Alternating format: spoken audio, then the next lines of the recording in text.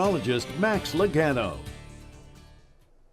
Well, once again, a very good Friday afternoon. We've made it to the end of the work week, but so has still a bunch of cloud cover. At least it's helping to keep our temperatures on the cooler side of things, so that includes 80 degrees at the Lake Charles Regional Airport. You'll also notice the wind. It's actually starting to crank up a little bit with a northeasterly direction around 16 miles an hour, and that's something we'll continue to see more of over the coming days. But for the rest of our locations here, we range anywhere from 82, the hot spot, if you will, at Sulphur at South and Field.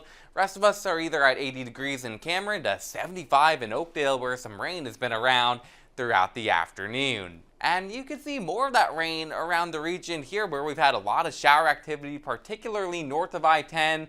But some of that light shower activity is starting to make its way into northern Calcasieu, northern Jeff Davis parishes. So we will continue to watch this as it moves off to the south and west. The good news, though, is I do think we will finally start to see rain chances dip down a little bit more as we head into the evening. Let's take a look at Futurecast, and I'll be honest, our models so far this afternoon have not done the best job with the placement of that rain we have over our area.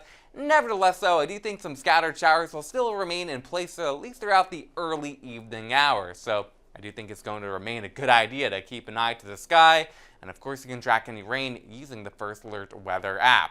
So if you are going to be out and about this evening, of course, we have a lot of high school football games kicking off. You'll want to keep an eye to the sky early on, but by the middle part of the evening and onwards, I think our rain chances begin to diminish.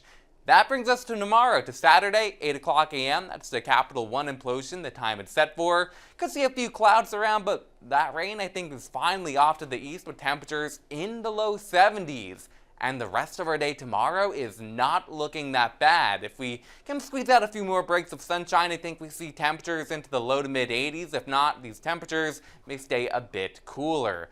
Also keep in mind, it's likely to remain windy as well. In fact, by tomorrow morning, we could see wind gusts around 20 miles an hour and maybe even gusts around 30 miles an hour during the afternoon.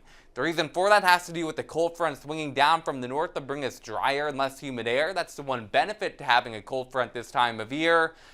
The one thing we'll have to watch, though, with cold fronts this time of year is that since they'll stall out, that's something that could at least boost the odds of tropical development, and those odds are raised a little bit by early next week. We'll see a tropical wave move into the Bay of Campeche and likely lift to the north. And for that reason, if things play out correctly, it would not be a shock to see something organized try to form in the southern Gulf by, say, Monday, Tuesday, Wednesday of next week. The other impact would be some higher rain chances. You see that on the 10-day forecast here, but Agnes, at least we'll enjoy a nice weekend. All right, something to look forward to. Oh, yeah. Well, still to come on First at 4, Mpox